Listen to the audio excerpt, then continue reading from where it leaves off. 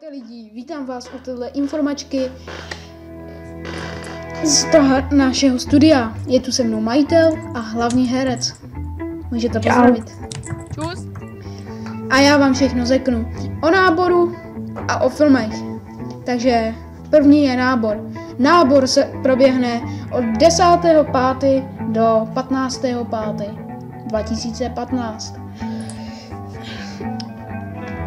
A minimální podmínky jsou minimálně 12 let, to je jako první, za druhé mít Minecraft, za třetí mít Skype, za čtvrté mít čas a za páté mít herecké schopnosti a za šesté hlavně si ovládat svůj smích, až se nesmějete ve videu půl hodiny. Takže doufám, že jste to pochopili.